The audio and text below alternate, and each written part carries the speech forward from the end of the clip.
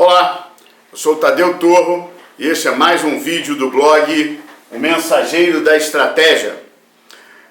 Inicialmente a gente quer dar um aviso com relação ao último texto de agosto, né, e vídeo de agosto, em que lá no texto no blog ficou um pouco truncado, o texto adaptar-se.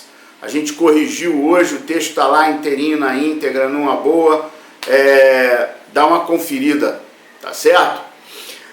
Hoje nós vamos falar sobre o Estratagema em Gotas, Estratagemas em Gotas número 7. Um oráculo. Estratagemas em Gotas número 7 diz o seguinte: líder espiritual tem a missão de ser um oráculo.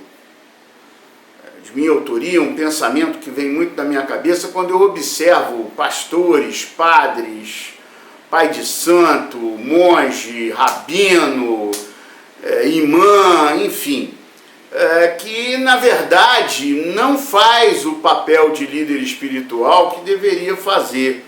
É mais um inquisitor, um carrasco, um julgador, né, cobrando dogmas, cobrando atitudes, julgando, sentenciando os seus fiéis, os seus liderados, em vez de iluminá-los, em vez de aconselhá-los, ajudá-los a seguirem o caminho da prosperidade, da realização, da felicidade.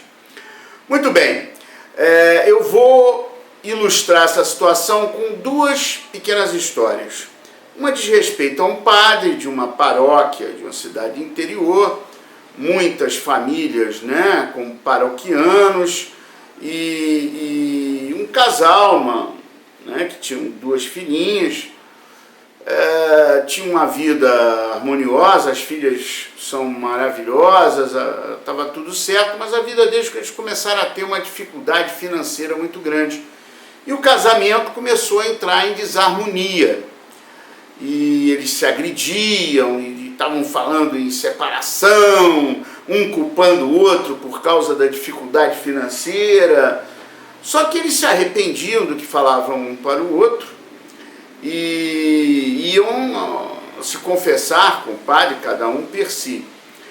O padre, para o marido, questionava, ouviu a confissão, o marido falando que se arrependia das coisas que tinham dito, mas estava achando que o casamento não ia ter jeito, que ia acabar, a mesma coisa a mulher, com o mesmo discurso.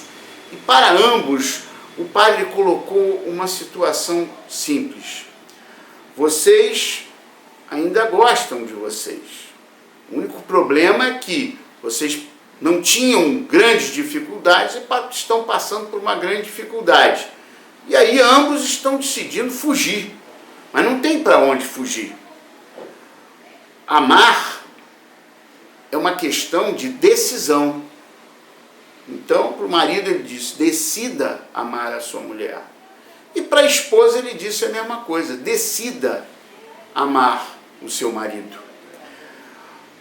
Acabou que ele conseguiu que ambos se harmonizassem e fossem em frente, enfrentando a dificuldade que a roda da vida tinha colocado diante deles. Esse é o papel de um líder espiritual que representa um oráculo, que ilumina os seus fiéis, né? Em vez de só ouvir a confissão de forma burocrática, aplicar uma penitência e pronto, ele foi muito além disso. Ele salvou aquela união familiar. Se não salvou, ele estimulou, na verdade, aquele casal a encontrar um caminho que não fosse o desmantelamento daquela família, né? O desmantelar daquela família. Pois é, outra historinha vem de um monge zen, né, zen budista, que o monge zen é muito diferente dos outros monges budistas, né? Eles são muito pragmáticos, muito práticos. E no zen budismo você tem lá aquelas passagens, aquelas parábolas que são os chamados koans, que dão uma grande lição de sabedoria. E tem um poema clássico que é muito interessante, que um monge zen viajou até a Índia, estava numa peregrinação na Índia, e ele chega numa casa, é recepcionado pela família daquela casa, e é convidado para uma refeição com eles.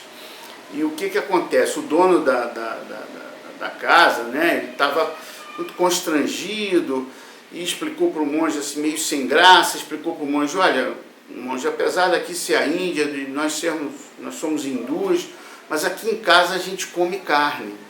E a refeição hoje é um peixe. Aí o monge virou para ele e falou: ah, que bom, gosto muito de peixe. Aí ele ficou assustado, monge comendo carne, achou que monge não poderia comer uma carne. E aí, mas estranho, o senhor come carne, monge? Ele falou: como? O peixe é o peixe. Eu sou monge, o monge é o monge. Eu, monge, vou comer o peixe. E o peixe vai virar monge. Com essa história simples e pragmática, ele obriga as pessoas a pensar, né? O que é mais importante? Matar a fome ou ficar agarrado a um dogma? Naquele momento, ele estava recebendo uma doação de uma comida, e isso é muito importante para os monges, quando eles, budistas em geral, e no Zen budismo não é diferente. Ele estava recebendo um donativo, ele estava entrando naquela casa e a comida era aquela. Vai ver que depois ele até nem come carne, mas ali ele saboreou o peixe e o peixe virou monge. Pronto, prático, assim. E dessa forma prática, objetiva e simples, ele trouxe uma luz para as pessoas. Essa é a função do líder espiritual, e não só o líder espiritual, mas do mestre, do professor, do técnico, né, de uma equipe, o coach, que hoje em dia está tão em voga aí entre os executivos, né, um conselheiro, é trazer a luz, é trazer reflexão, é trazer um caminho, e não uma crítica, uma opressão, um julgamento que por si só não leva a nada, só coloca a pessoa mais ainda para baixo. Quantos líderes espirituais aí não ficam humilhando fulano, beltrano? Há muitos anos atrás, a mulher desquitada no Brasil, o padre ajudava a malhar a mulher, porque o casamento tinha acabado e ela era desquitada. Fulano é uma desquitada, né? Isso tudo é preconceito, isso não é uma energia benfazeja, uma egrégora, uma coisa boa. Na última semana passada, não, mas na última gravação, no Adaptar-se, eu falei do mestre que eu tive de judô, que com uma grande função de oráculo mesmo, ele provocou em mim uma reflexão que eu comecei a me tornar um adulto graças a esse mestre Marujo. Dê uma conferida lá. O vídeo aqui você pode ver no blog, no YouTube, no canal do YouTube do Tadeu Torro, na página do Face do Tadeu Torro. Nós vamos postar aí o vídeo, a frase vai estar escrita lá no blog. Curta, comente, compartilhe, divulgue lá no YouTube, se inscreva lá no YouTube para receber as nossas gravações, receber por e-mail aí as nossas gravações. Fazer ou destruir? Eis a verdadeira questão. Um livre pensar para todos nós. Assim seja. Os